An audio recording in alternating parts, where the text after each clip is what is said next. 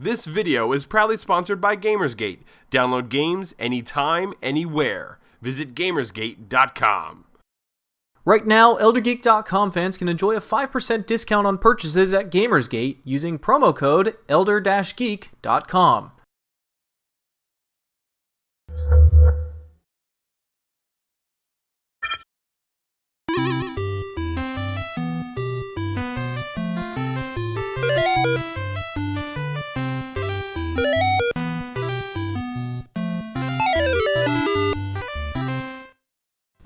Hello everybody, welcome back to Elder Geeks Game Club. This is episode number 39, and this time around we're doing something a little different. We're not covering a specific game. This is our 2012 wrap-up episode. We're kind of looking back over last year, going to take a look at some of the games we've played and, kind of name our favorites and ones that maybe just kind of a recap of the ones that we didn't like so much.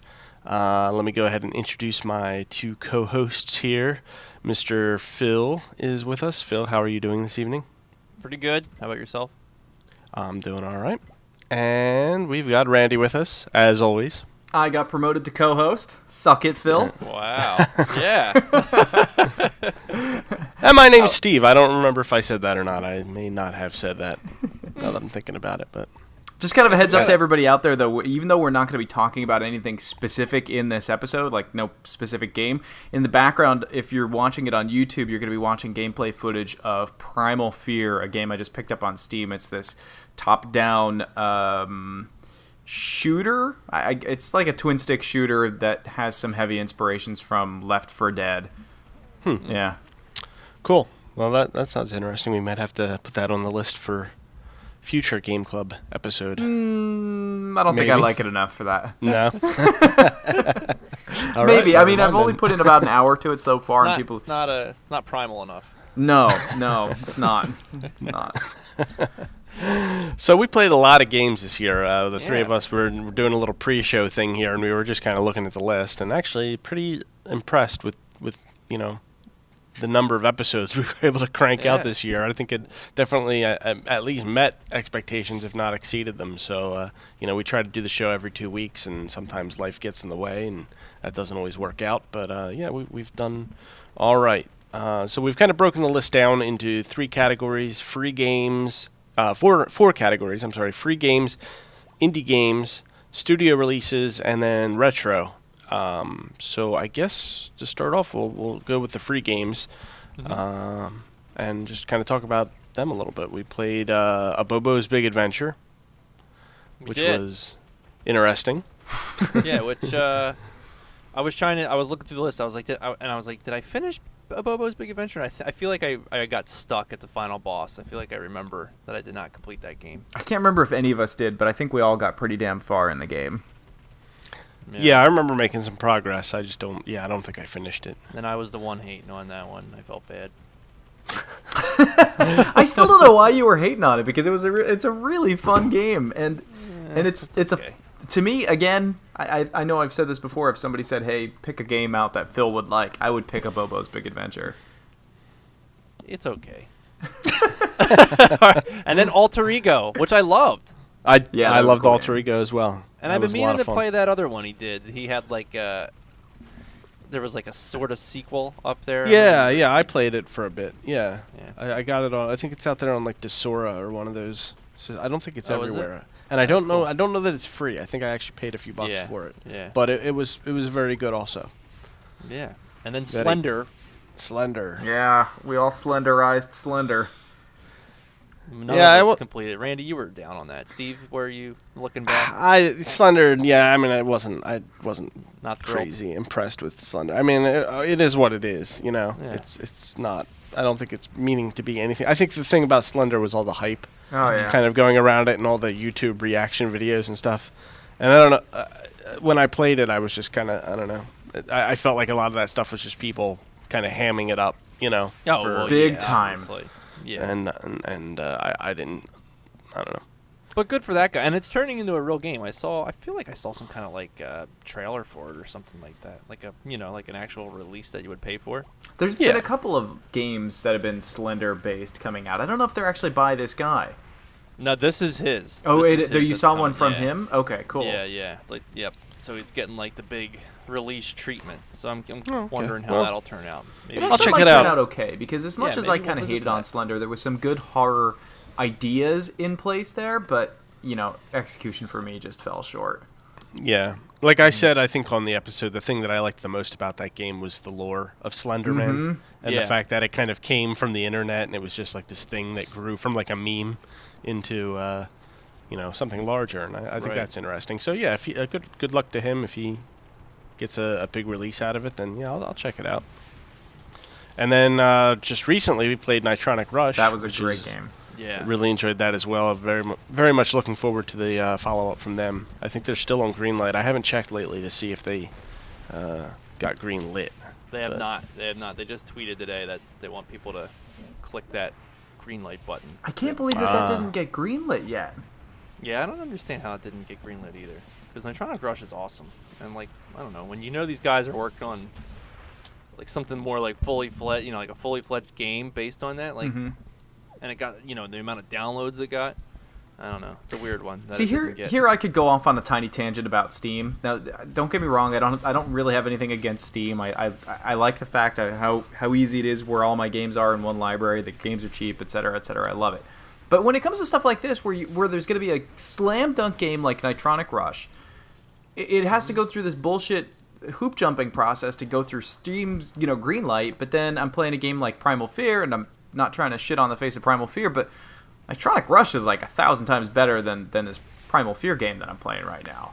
You know what I mean? And they're just right on the list. It's like, oh yeah, here's another indie game that kind of came out today. Like what was so special about these guys versus the Nitronic Rush people? They knew the right people, I guess. I don't know. And that's what drives me nuts. That's what really drives me nuts. It's not like the Nintendo seal of quality from back in the 80s where it was like Nintendo making sure that it was a decent game. This is just there seems to be no rhyme or reason versus what games go through Steamlight and which ones actually get automatic releases. The friend of quality.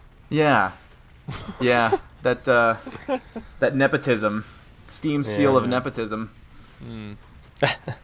So we all love Nitronic, but then Celestial Mechanica, boo, which we were all down on that one, right? I don't think I wasn't that down on it. I don't remember. I feel like I didn't love it, but I didn't think it was bad. And at the time, Celestial Mechanica actually cost money. Yeah, we bumped to the free games because we paid for it when it was out, right? So and as a free game, see, this is interesting to come back to this one. Because I feel like I remember saying that the game should have been free, and it is now free. So I wish I went back to that episode and actually listened, because I do feel like I said that. And now it's free, so some things are forgiven.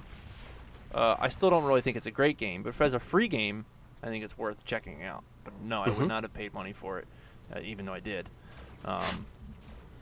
But yeah, so I kind of changed my recommendation slightly now that it is free. And speaking of which, Abobo, Nitronic, and Celestial Mechanica, they're all part of this free bundle. I mean, of course, you can go to each of these websites and download these games, from the respective place. But this free bundle ties together five free games. We did not play Ascension and I'm Scared, which are also part of this bundle. And this is on thefreebundle.com. How does a free bundle work? Like, it's free, so, you just download it. They're all tied together, It's kind of a nice PR push. I mean, I don't want to say it's leeching off of the success, but it's definitely riding in on the coattails of the Humble Indie Bundle. Right. I didn't know if maybe it was, free games, but you could, make a donation and, I don't know, get some extra stuff. It seems to be doing good. I mean, it's got lots of retweets, lots of likes, and... Oh, good. I mean, I'm not knocking it or anything. I just... I just didn't understand. I'm not familiar with it, so I didn't really understand how it works. Right. Yeah, here's the answer. Do you accept donations? Us? No, we don't accept donations. But some of these amazing indie game developers do. So be sure to check out their websites and donate if you'd like this bundle, because they need every bit of help we can provide. So, yeah, it's just basically kind of a big PR push for these somehow forgotten free games. Oh, well, that's good. Yeah. I'm all for helping out, the guys who put these things out there, so that's good. Yeah, I mean, even though I wasn't big on Abobo and I didn't like Celestial Mechanica, I love Nitronic. I don't know about the other two, but I think as a free package, I think it's worth downloading, checking out, and maybe thinking around for like an afternoon with it. So nothing mind blowing in there, but it's cool to just see what other people are up to. Yeah. Well, moving on. Now we have the indie games, which is actually the the majority of the games we played this year from the list all fall under this category. Even though free games are technically indie games, these are indie games that you have to pay for. Yeah, you have to pay for. Although give the moolah over. Right. And in here, this should be part of the free bundle. The next game. Topping off the list, one of our favorites of 2012 was Pitiri 1977. That game. I think I can say that this is my most hated game of the year on Game Club. You could have given it your if you had the time to do your voices for the Golden and Rotten Elder Geek Game of the Years. You could have given Pitiri 1977 your Rotten Egg of the Award. I know. See, I thought about it, but Pitiri didn't come out. I think it came out in 2011. Yeah. But you're right. It wouldn't qualify then. I felt like the Rotten was like something that you were looking forward to, and Pitiri is not like I was something where I was just like, oh, I can't wait for Pitiri to come out. Like I didn't know what it was until we played it. You know what I mean? Yeah. So I felt like it was not qualified for that. I think I do get the award, though. I guess if you want to call it an award. I get the trophy for being the only one that finished Pitiri 1977. Yes. Dude, I got stuck. I couldn't get any further from where I was, and it was one of those controller spiking moments, but I didn't have a controller to spike. It was one of the when I finished it, I was amazed that I had finished it. I was like, "Is that it? That's the end?" And yes, that was the end. I was like, okay, but so that game we had some issues with, and it's also our most downloaded episode of the. I'll share that little metric information with the listeners. In that, for some reason, that episode is has eclipsed all other episodes in downloads by just a ridiculous amount, and I have no idea why. I would love to know why. On more games. I think that's. I feel bad. Well, I think I haven't listened to it in a while, but I feel like it was not just like we shit on it just to be jerks. Like I feel like we gave it a very fair. I think it was fair. I don't know. It was a year ago. I think it was. I mean, we've never really had an episode where any of us have just outright shit all over a game. It's just not really our style on this show. I don't think it's in any of our personalities, to be honest with you. No, that's kind of I don't the want to do that to anybody. But even though I did in this case, but Anyway, moving on in the indie game list, we also covered Bastion. Now, if Bastion was, I'm sorry to cut you off, Steve. If Bastion was a 2012 game, perhaps that would get my disappointment of the year. Yeah. Yeah, because that I really was looking forward to playing because I just thought it looked incredible. And then I don't think Bastion's a bad game, but it certainly did not live up to the expectation that I had given it in my head. Yeah, people just go crazy over Bastion. They love it. Yeah. Wasn't Bastion? Didn't Warner Brothers publish Bastion? Yeah. Yeah. Oh yeah, so, that would maybe fall under our studio releases then. It just depends on how you look at it, because Shank and that's published by EA, and a lot of people still consider that as indie. Yeah.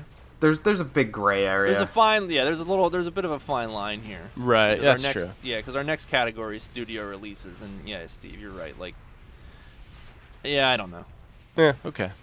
Unstoppable Gorg was also one we played, which was an interesting game, kind of a neat twist on the tower defense type of game. I can see that game being a lot more fun on iPad. I mean, ever since you said that you played it on iPad, I've been kind of wanting to get it for iPad and play it whenever I'm on the road or something like that. Yeah, it was kind of a different experience, because I think I played it on both, actually. I think I switched back and forth, and I think it's kind of one of those games where you're sitting in the living room while the wife's watching TV, and you just kind of sit there dicking around with it on the iPad. It lends itself better, I think, to that. Yeah, it looked like it did, and that game was more not my thing, but I felt like it probably would have been better on iPad. But I thought it was an interesting game. Yeah, not terrible. I love the 50s the 50s sci-fi motif, though. That was perfect. It did. The videos were fun. Yeah. And then we said something on the episode that we did about the show about the girl in it. And the developers actually tweeted us and sent like a link to about her or something like that. It was pretty funny. Oh, really? Yeah. That's good. I was like, oh, so yeah, we did like the game. Don't get us wrong. We weren't making fun of it or not making fun of her. We were just, you know. Right. Then we played Wizorb. Wizorb was an interesting game. That was the one that was kind of like Arachnoid, right? But it was kind of in this wizardy magic kind of motif. Yeah, with a Link to the Past color palette. There you go. Yeah. Right. Yeah, it's like a block breaker game mixed with very, very slight, like, adventure game elements. Definitely one of the most original games, or I don't want to say the most original, probably one of the more diverse games that we played this year. I mean, we did like a ton of puzzle platformers this year, but this, it was nice. It was a good game to break up the flow. Yeah, I think 2013 resolution going into it is to really tone it down on the puzzle platform. By the way, I'm playing a really great puzzle platformer right now. Oh yeah, playing Love Plus. Funny. Oh, is that puzzle? Yeah. It's really just a platformer. I mean, well, okay. That's fine. Yeah. I kind of make the joke that it's called Love Plus, but the game hates me so much. Oh man. Yeah, I got to check that out. That's on my my agenda. It's pretty neat. I'm going to be doing a video review. If I can't, if I can't get it up tonight, then I'm going to try to get it done for tomorrow for everybody. Cool. Very cool. Yeah. Yeah, I can't. I was gonna say I want to do Snapshot, but Snapshot's like a puzzle platformer, so I just don't. I'll play that in my own time. I don't. We can't subject these good people to any more. It's like this year puzzle platformers were last year's tower defense games. You couldn't swing a dead cat without hitting a tower defense game last year. Just like why can't the indies just make like a straight up, if they want to do 2D, straight up badass action game? Give me that. Yeah. Give me like Contra. You might want to check out Bleed, dude. Yeah. Yeah. All right, I don't know what it is, but all right. It's a Phil game. Okay. What is that on Steam? It's on Steam Greenlight right now. Yeah. Okay. Bleed. I'll have to look it up. I'm looking it up right now. So next Wizorb, up. I mean, Wizorb we didn't really love. I mean, right? I mean, that was not like we enjoyed it enough, right? Yeah, it was decent. Okay. And then we did Offspring Fling, which I really liked. Yeah, Offspring Fling was a game, I don't remember what was going on, but I think I even admitted on the episode that I really didn't put in enough time on that game to give any sort of opinion. And I that game was a turning point for me where I was like, I can't do this again with an episode because I just felt like too much of a jackass having nothing to say about it. I think I was like, on your show. I'm like, oh, okay, great. I'm the jackass who hardly has anything to say about this because I didn't play it enough. So I tried to avoid that going forward. Offspring Fling was a good game though. It was almost like Yoshi's Island-esque puzzle platformer kind of game. In fact, I even loved the fact that they did like a Super Nintendo. Yeah. What did they call it? A Super Pretendo box? Yeah, Super Pretendo. I think so. Yeah. And I just brought up Snapshot. That was done by the same person that did Offspring Fling. Really? Kyle Pulver. Yeah, Kyle Pulver. Wow. I like Offspring Fling. And guy, he's just been on like a mission this year. I think I follow him on Twitter. I think he said something like how he wanted to get like 5 games done. Oh my god. And I think he or 5 games done by like the next GDC or something. And I think he's got like 4 of them out. Wow. Yeah, there was like another one he released for like $1. It looks like a Mega Man-ish kind of game. Maybe we could throw that. I think I actually put that on our on our to play list, our potential to play list. Yeah, that's awesome. He was busy, and Offspring Fling I thought was really really good. I enjoyed it. Then we also played Legend of Grimrock. Yeah, Legend of Grimrock separated the men from the men who didn't like Legend of Grimrock. I guess I was one of them. I was the baby. I enjoyed it. I thought it was a pretty cool game. It was a fun experience. I think it's funny, the people, even looking back on our video review for this, there is a total 50-50 split of people who either absolutely love this game and they love what it tries to do and the puzzles that it brings forward and the fact that it's kind of resurrecting a dead genre, and then there's the other people that are, I don't want to call them that they were born too late or say that they're too young, but there's a lot of people that just kind of don't get it at all, that I think they just kind of missed out on it. I mean, I get it, and I like it. I like what it is, but it's not my kind of game. It wasn't my kind of game then. You know? Yeah, you're the rare column C person. You're the man. It's not even it's just not my cup of tea at all. Period. Yeah, but I thought it was done well. Like I don't think it was like a terrible game. Just not for me. Yeah. And then there was Noitu Love 2 Devolution. I think Randy, I think that might have been when you were out. Yep, that's probably when my son was born. When you were on paternity leave. My paternity leave? Yeah. I don't even know what this awesome. game is. This game sounds kind of interesting. Man. Tell me about I it. missed out. So I mentioned badass action game like Contra. This was it. Oh, damn. Really? Yeah, it's pretty good. Damn it. Yeah, it was it was like a Contra with like sort of a Mega Man kind of feel to it in terms of like the theme. Maybe a little more Gunstar. Did you ever play Gunstar? There you go. Heroes? Yeah. Maybe a little There more you go. Gunstar Heroes. Yeah, that's good Really comparison. good stuff. You know what's cool about Game Club too is like I end up trying to follow all the developers of these indie games like when I really like them. Mm-hmm. And it's cool just like I find about their future projects. So Yeah. The guy that did this goes by the name of Cognac. Yeah. I think it's Cognac. He's working on this game called the Iconoclasts. It looks awesome. I mean, it looks so like I can't wait for that to come out and for us to do that on the show. It looks great. Yeah, that's been on our list for a while too. It's Yeah. I follow every developer for every game we've done. I follow them now on Twitter and kind of keep even the guy who made the game about his cat and Oh, yeah. and even Jot, the guy who made Pitiri. I follow him and kind of keep up on. What's he saying these days? He's working on stuff. He's got a couple stuff in the pipeline. So yeah, no, I hope you're he's right. doing good. I hope he's doing good. Oh yeah, of course. Yeah, and that is absolutely one of the cool things about the show is it does kind of make me more aware of these people who are out there and what they're up to. They're real people, and you might meet them. They are. Yeah. So be careful what you say on your podcast.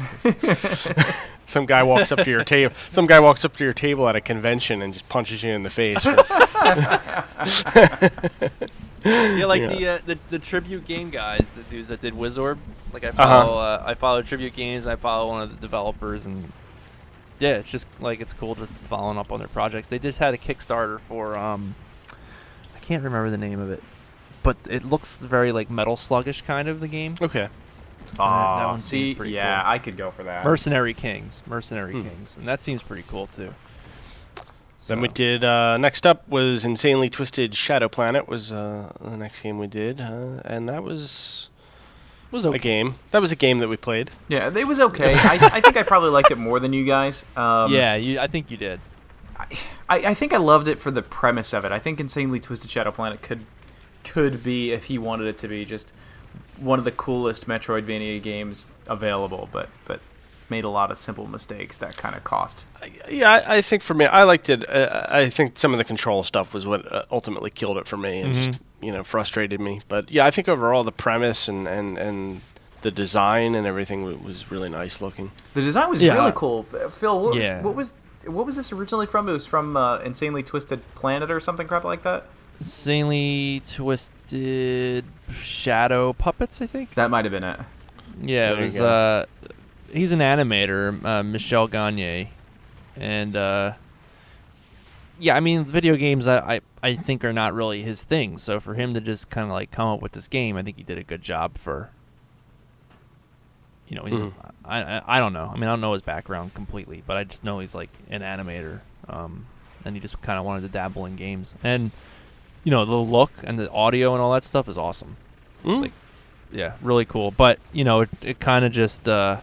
Like you said, the controls are a little odd, especially when you're like grabbing those crystals and stuff, and the maze itself, even though it's a Metroidvania, I mean, it literally is like just a maze. Yeah. It's not like this interconnected world like Metroid, where you're finding all these like amazing, where it's guiding you perfectly through the way it wants. You know what I mean? It's I don't know. We had said it before, whereas like in Super Metroid, each of the territories has its own personality, and you can tell not only by the art design but also by the music and everything like that. And there's really not much to visually divide each section. Like you might gradually realize, oh hey, I'm in all ice, but you don't feel like you're in the ice world of the Insanely Twisted Shadow Planet. And then we had Dear Esther. That might be our most controversial show, or at least it created the largest arguments online. I mean, we had like 3 guys on our YouTube channel that were just battling back and forth for 50, 60 comments or something crazy like that. I'm probably exaggerating, but it was definitely a span of several hours that they were going back and forth and replying to each other. Yeah, we were like, do we step in? Do we do something? Should we let them fight like this? Yeah. And I think, we kind of had that was the whole is this a game debate thing, and right. I was playing devil's advocate for a good portion of the conversation just because. You. Well, revealing the truth. Pulling the curtain back. Well, no, but we were all. Otherwise, we'd all just kind of be agreeing with each other. So right. I wanted to kind of have some sort of debate in there, and but yeah, it was a cool game. I enjoyed that game a lot, actually. And that's kind of one of when I'm looking at this list of indie games here, that's one that really stands out for me as far as the experience goes, because I got pretty into it. I remember saying that. I still remember defending that, saying that Dear Esther was a game. And what's funny is one of the developers that I follow on Twitter, Tale of Tales, they do a lot of experimental kind of games, a lot of art for art's sake type of video games. And one of the games that I think they just released it. It's some French title, so I'm gonna pronounce it terribly, but it's like Bien te lote or something like that. And basically, the game isn't far off from Dear Esther, and the developer basically came forward and was like, okay, this isn't a game. And I was like, son of a bitch, all of that arguing I just did went right down the drain, because the developer of a game just like this just came forward and said my game isn't a game. He's wrong, it's still a game. I don't care what he says. But Dear Esther, yeah, I felt like I said it on the show, like we were kind of I felt myself getting more into it as we were talking about it than I did actually playing it. So, yeah, gorgeous game though, gorgeous. Yeah, yeah, and they are doing the Amnesia follow-up. Machine for Pigs. Oh, I can't wait for that. All right, should be interesting to see what they do with a game like that. And they've got another game I think coming out too that's kind of a spiritual successor to Dear Esther, but it has more actual interactive stuff going on with it. And I haven't looked into that in a while, but this reminds me to put that on my list of things to look into, because I would like to check that game out. Guns and Superpowers? Yep. Yeah, it should have a leveling up system in it, I think, and online multiplayer. Perks, so it a should perk be system. good. Yeah. Yep. Yeah, perk system. You can call in Esther. Esther's ghost will come in and wipe out the other team for you. Oh yeah. So, yeah. Colorblind, that was another game we played that we all hated equally. Aw, poor hate is a strong Colorblind. Hate is a strong word, but I think I came away from that game feeling very just kind of indifferent. Yeah, just didn't give a shit about it. Yeah, which is a shame to say, and then no disrespect to the guy. I mean, but yeah. So let's isn't that hang on, I'm sorry. Isn't that the one where you you coined the term something about engaging you? What was the? You had a term. I guess I don't know. You remember what I'm talking about? I don't. No. All right. I probably made up some stupid I'm sorry. word. No, that's okay. We were throwing a word around on that episode, I think. But for people any kind of curious, it was this color-based driving platforming game. Yeah. It was very physics. There's colors, there's gravity. It was physics-based, too, and the physics were just kind of like flying all over the place, kind of. Yeah. And we were burnt out on puzzle platformers. Yeah. That's true. Also, the game hates you. I mean, the game right from the start, the game just hates your face. It calls you a dick and pretty much kicks you in the balls, and then bangs your girlfriend and then drives away, and then you hit the start button. So and here's another one that stood out for me along with Dear Esther is a Scapegoat. Really just a great also a puzzle platformer, but I think of all the puzzle platformers we played, I think this one really probably my favorite on the list. Did it the best. Yeah. Really a great game, yeah. I just listened to the soundtrack today while I was working. It's got some incredible music in it. I just love this soundtrack. And then, And I believe this the is guy who did the game did the soundtrack as well, right? It was all. Yeah, I think so. It was all one guy or something like Yeah, that. I think he did the whole thing. This is one of those episodes again where it was such a cool game, and then I read commenters on the YouTube channel that are like, this game looks like crap, and it's like, don't go by what it looks like, just go by what it plays like, because it's amazing. I think the one comment was seriously, can you guys play a good game? Yeah, that's right. Did you listen to the episode? We all loved it. Yeah, like, come on. We did play a good game. Why don't you play a good game? Good game. Escape Code is awesome. It's a really... I would probably throw that in... If somebody made me make a top 10 list of 2012, I'd probably throw it in my top 10 list. Yeah, I could see putting it in there. I mean, I didn't play too much, but I think it would totally make it. Although, I believe it... yeah, Escape Code was a 2012. Did it watch it? It probably came out in like 2011. It probably came out in 2011 on like 360. No, I don't think so. I think it is. I did the history. I should remember this stuff.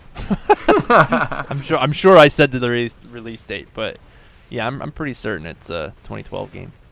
And then our final puzzle platformer. Well, sort of, but PID. PID. A snoozer. Yeah, that's the best way to put it. Yeah. Well, whatever. A lot of good ideas, not great execution. Well, and it's a shame because the pedigree behind it was just killer. Yep. Yeah. Well. Yeah, it was a game that just kind of disappointed me. But, oh well. Yeah, What puzzle are you gonna platformer where you're just making these you're throwing these little pods down that, push you, like, they raise you.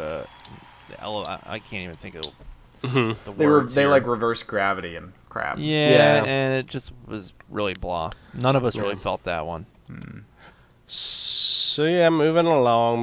Let's get on to the studio releases. We played, first up, we played Lara Croft and the Guardian of Light. My first Tomb Raider game. And I think, Randy, was this what you were out also? No, he was. No, I was in for this one. Okay.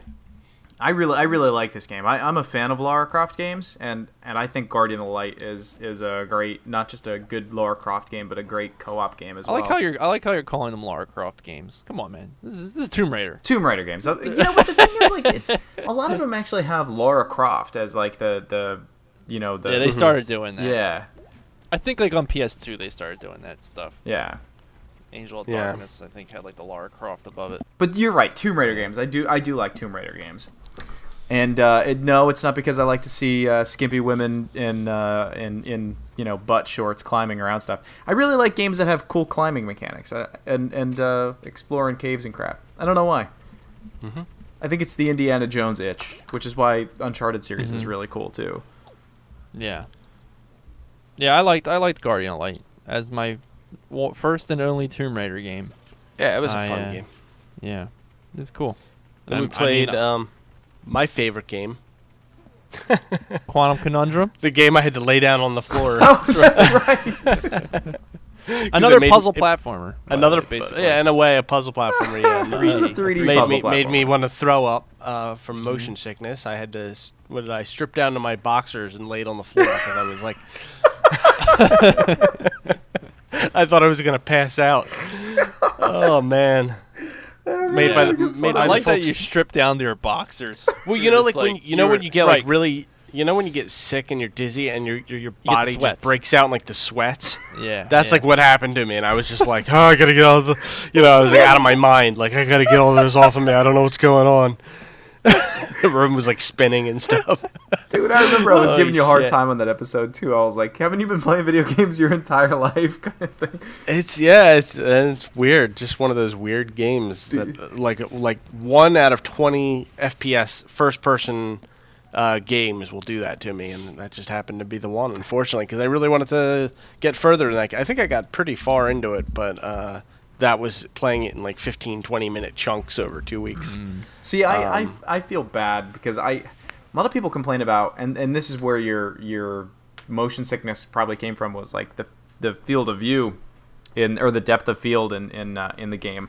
I have never ever had that problem, and when I hear people complaining about the depth of the field of view in certain first-person shooter games, all I think of is suck it up.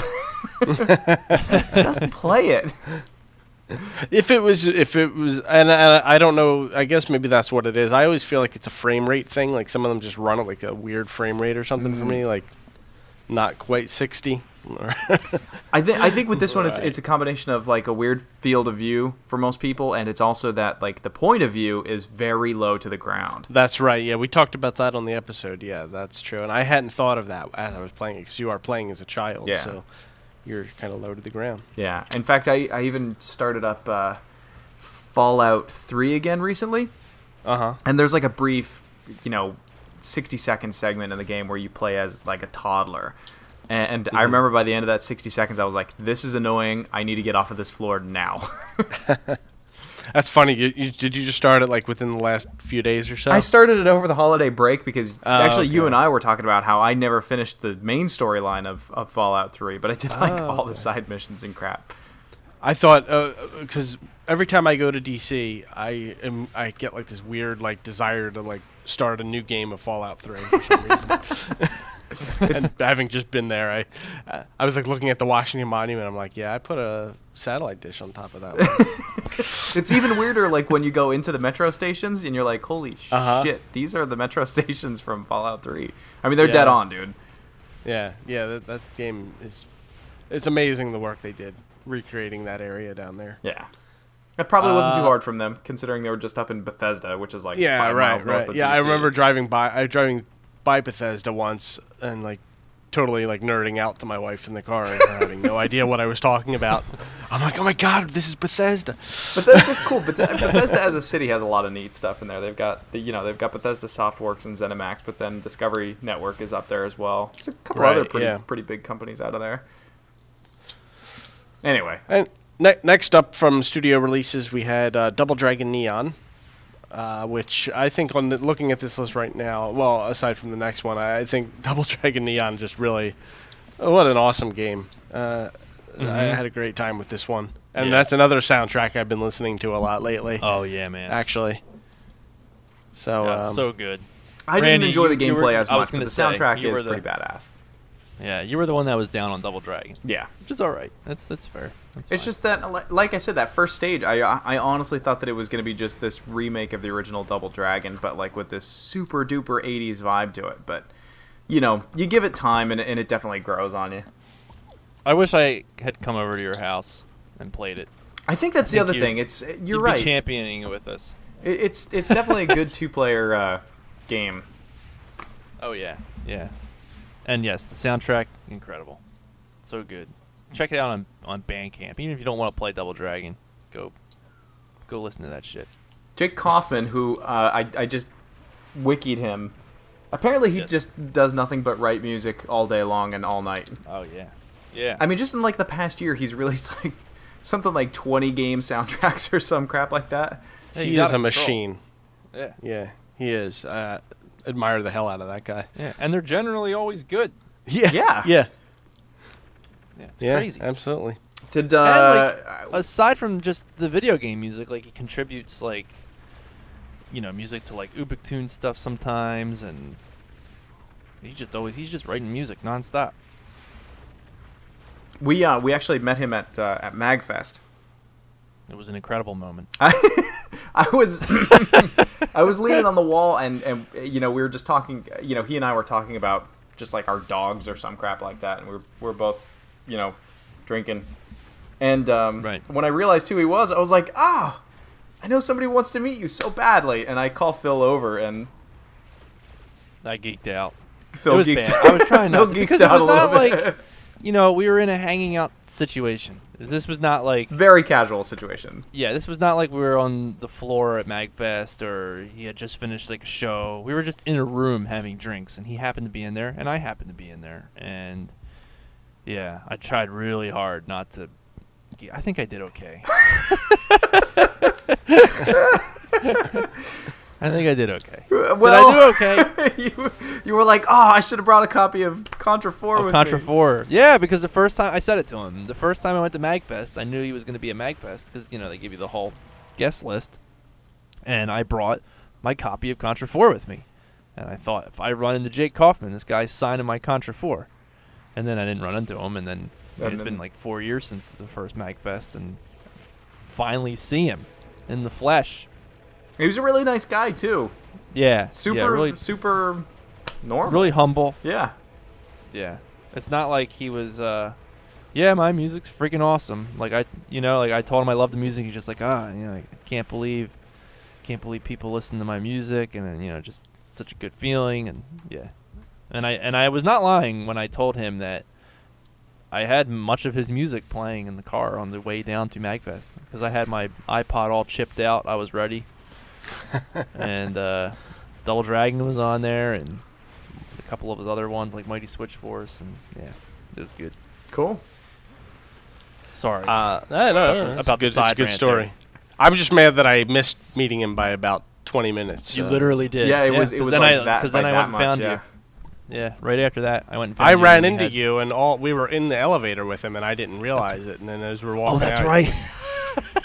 Oh, really? Because Phil, I forgot about that. I'm in the Was elevator Phil's with eyes my like family. bugging out, staring at him or something? No, he didn't let on at all. Like me, I'm in the elevator with my family, and we were going down to the lobby, and then Phil gets on the elevator. I'm like, "Yo, Phil, what's going on?" And so then we ride down together, and then we get out of the elevator, and he's like, "That's him. Like, Jeez. I almost rode on the elevator with Yuzo too. With Yuzo oh man, Koshiro. that would have been. I was close. It was I left his show a little early, and then Randy, you guys were all at the table outside, and then I was at the table, and I couldn't. I was exhausted. I mean, it had to be like 1:30, 2 o'clock in the morning. I was exhausted because we had been standing and awake all day, so I went up to my room, or our room rather, and as I was going up, Yuzo was waiting for the elevator. But there was also a bunch of other people waiting for the elevator, and he was getting, everybody was just telling him how great his show was and all that. This one guy was just like, I used to turn on my Sega Genesis when I was 7 years old just to listen to Streets of Rage. Like, I lost my virginity to Stage 2 Streets of Rage. Yep. And then they were all piling into the elevator, and I'm just thinking, I hope I make it, and I didn't make it. Oh, that sucks. Just so I said I could have rode in the elevator with him, but that's all right. I got him to sign my ActRaiser earlier, which was sweet. So It was still a cool MagFest. yeah. Oh yeah. It was really good time. And I'm sorry, we're like totally went off on a MagFest tangent because of Double Dragon Neon. Yeah, now we got to So we gush should- about Walking Dead. Yeah, a surprise for me. A surprise hit. I think, was The Walking Dead our biggest YouTube hit of Game Club? Maybe Slender. Yeah, I think so. Oh really? I think so.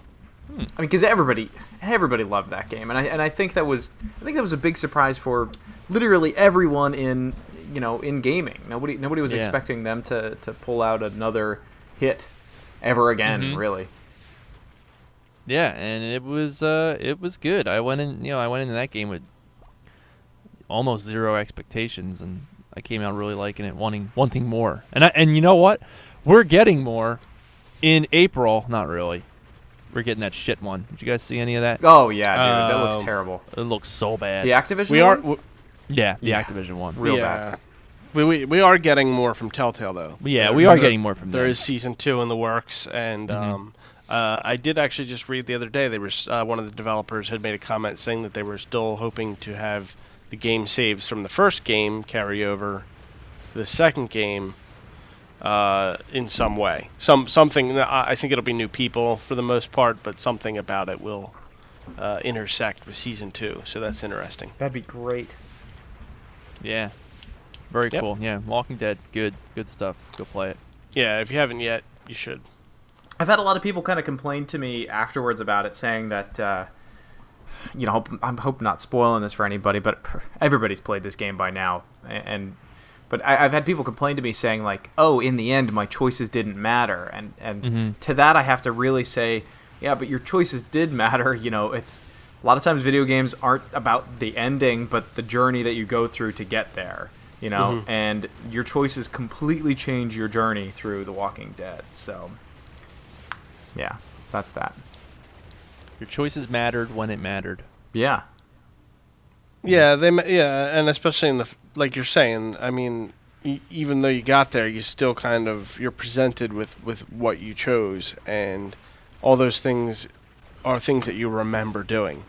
Whereas if you compare it to another game like a Mass Effect or whatever, where some choice you made like 2 games ago is just because some NPC walks up to you in the Citadel and oh, hey, Commander Shepard, I used to jerk off to pictures of you, and it's like, well, I mean, I didn't do that. This was the NPC, right, not sure, me, Steve, not sure. me. But yeah, so I think that it meant a lot more, those decisions, even though it may not have been like, hey, I got the blue ending or I got the red ending. It was at least you felt like what you had done mattered. Yeah. To your character. Yeah. Is what I'm saying. Mm-hmm. And finally, the most disappointing category. Yeah. Which we thought was going to be 50% of our shows. Yeah. Retro. Yeah. Every time we start this show, we go retro and indie gaming. Didn't And we do? I swear we did another retro retro game though. We did ActRaiser. That No, was the year last before. year. Holy shit! Yeah. You're right. Man. That So was we've only done 2011. 2 retro games this year.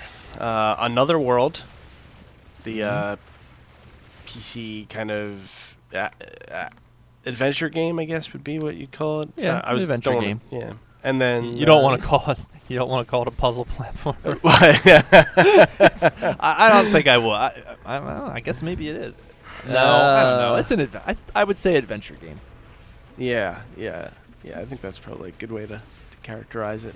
It was a fun game. I mean I enjoyed it. It was kind of neat seeing it, having kind of missed out on that game back when it originally came out.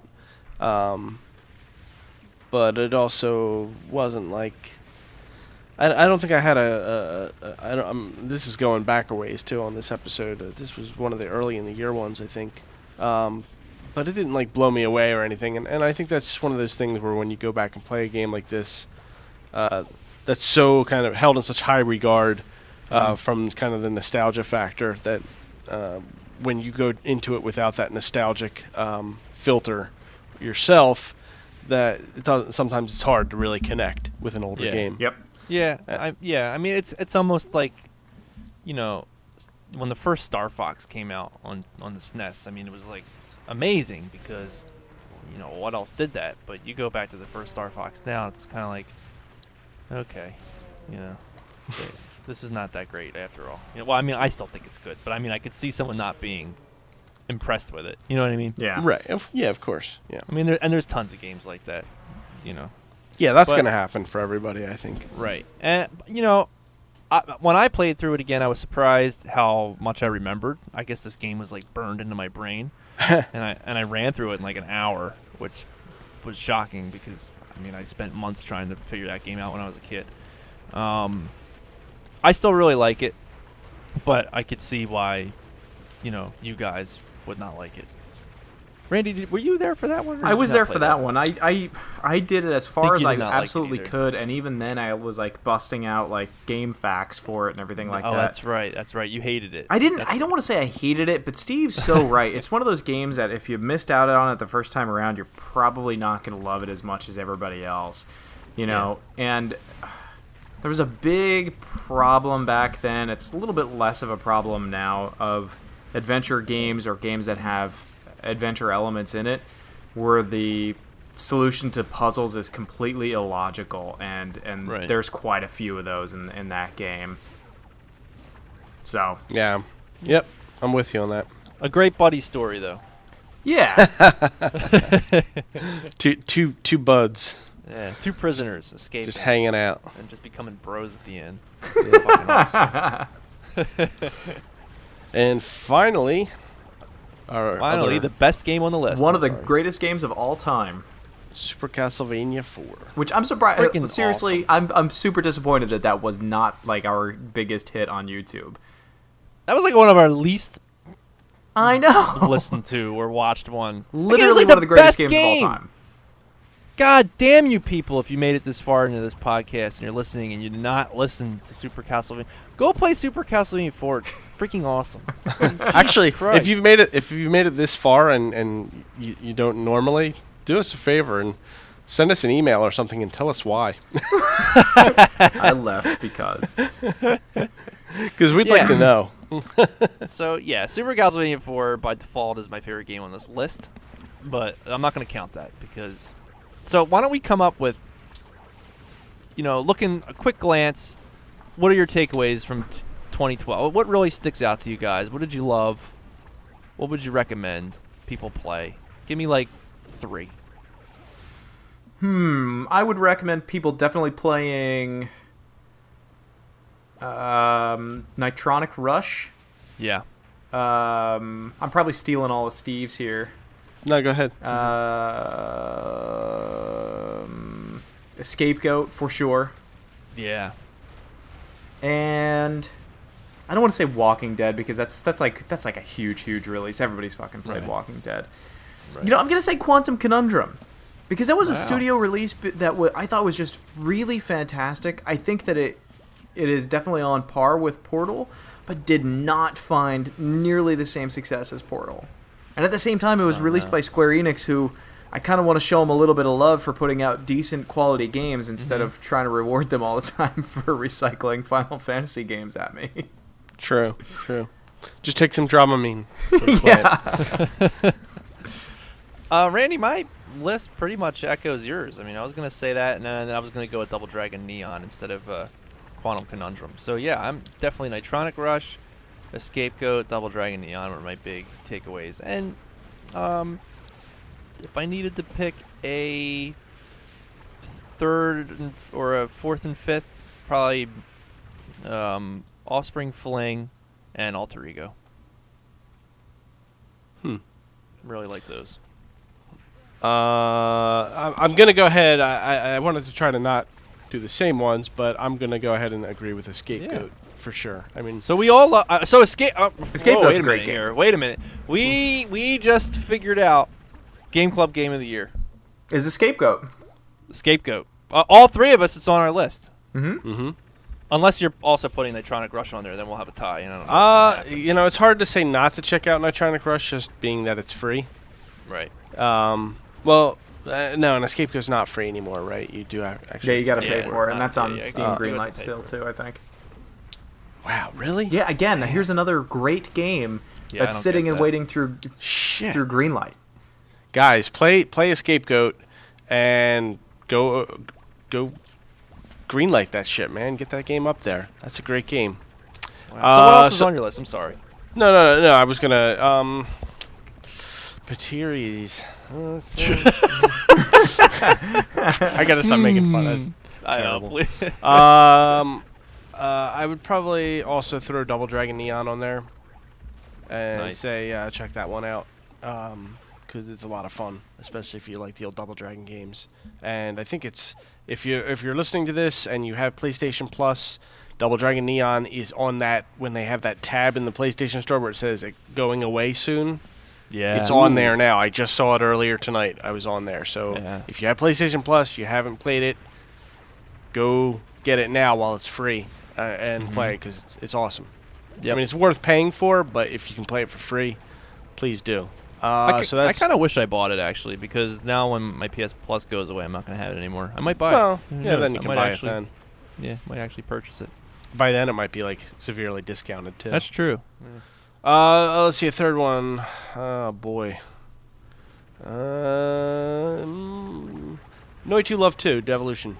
Sweet. I like that one a lot. Good choice. Yeah, that's a great one. Damn, I feel bad that I missed out on that one. Now I'm probably gonna play that one on my own now. That was like $2 during the Steam sale too. God, you know what? I'd like to put that on. God darn it. Yeah, that one is awesome. Dude, this game looks sick. Yeah, it's a lot of fun. It's good. You know what? Maybe I would put that over. Maybe I'd put that over Alter Ego. That was pretty awesome. You know what? I actually played through that like the 3 times. Like you can choose like 3 different characters and it's like slightly different. I actually played through that all 3 times. Yeah, I was into that. I like that too. Was Jamestown last year? Yeah. I guess. Oh yeah, I guess it was. Yep. Man, so a Scapegoat. Congratulations, a Scapegoat. Yeah, not that I planned on picking like a game club game of the year, but I mean, we all agreed on a scapegoat, so Yeah, by default, I feel good about that. Yeah. Democracy Yeah. at work, baby. holy shit, can't believe that. Didn't think we would have one we'd all agree on. I didn't go in there thinking that. Well, that's cool. Yeah. We gotta make a little stamp. We can send it to them. A little like seal. Elder Geek Game Club game of the year. If you make it, I'll put it on. I might fucking make it. Yeah, and we'll send it to them. Maybe they'll throw it on their website. I'm not even joking. Making the seal. They're getting the seal. They're getting the seal. They're getting. I'm not kidding you. If you made it, I would totally use it. All right, But, I'm doing it. What are we doing next week? Are we still undecided, or have we forced Steve into forcing his hand and making a decision here? Well, I believe Is it my Mega Man, decision? right? I think so. I didn't know it was my decision. I'm sorry. Well, are we doing? Do we want to do Mega Man? Let's do Mega Man. All right, so All Street right. Fighter Cross Mega Man, a free game. And it's also sort of retro. Sorta. But it's Sort not. of retro. Sort of retro. Definitely free. And it's got Mega Man. And you probably already played it. So leave a comment about it or something. Yeah. We've tinkered around with it a little bit, I think, already. I definitely, one thing, from what I've seen so far, I need to get my Joypadder X thing set up because, yeah. It works. It Keyboard. works automatically with the 360 controller. Oh, it did? Mhm. It wasn't working for me. Yeah, it works automatically. Mine's a wired 360 controller. I don't know if you're. using Yeah, a that's what I wireless. have too. I'll try it again. I don't know. That's weird. It is. I should probably be saving this for the show, but it is the worst controller layout ever Oh great. boy. ever on a And 360 you can't fix controller. it? You can't do anything Not with that I could find yet, but I don't want to say for official boy. yet because we're not officially talking about it yet. But All right. So Mega Man versus, or was it Time Street Fighter? Street Fighter Cross Mega Man. When you see the X, it is pronounced cross. That's Cross. unless you're actually looking at Mega Man X, in which that's Mega Man X and not Mega Man 10. So you're not Yeah. playing Mega Man Cross. You're not playing Mega Man 10. Yes. playing- Yes, you're playing Mega Man X. If the X is after the name and nothing comes after the X, it is a cross. Or no, it's an X. It becomes a cross. Becomes a cross when there's like Street Fighter Cross Tekken. Right. Right. There you go. Or Shmuzel Cross Go Nintendo. Oh, There you is go. that really what that's supposed to be? Is Cross Go Nintendo? Yeah, I didn't know I did that. it on, That's I did it on awesome. purpose. I did it on purpose because all these games do it. I think it's a Japanese thing. Yeah, they That's came pretty up cool, with it. dude. I never picked up on that. There you go. See, now you know how to say it when you see the logo pop up. Shmuzel Cross Go Nintendo. All right, I'm done. What a story, Mark. Sorry. All right. Well, guys, thank you very much for listening. If you made it this far, we really appreciate it. And we had a good time last year with all these games, and we will be putting out more episodes for you. So check us back in 2 weeks for Mega Man Cross Street Fighter or Street Fighter Cross Mega Man. Yeah. And- That's.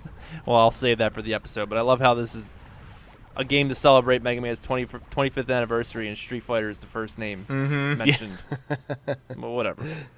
So be sure to head on over to eldergeek.com. Check us out on YouTube, Facebook, Twitter, Twitch TV, Google+.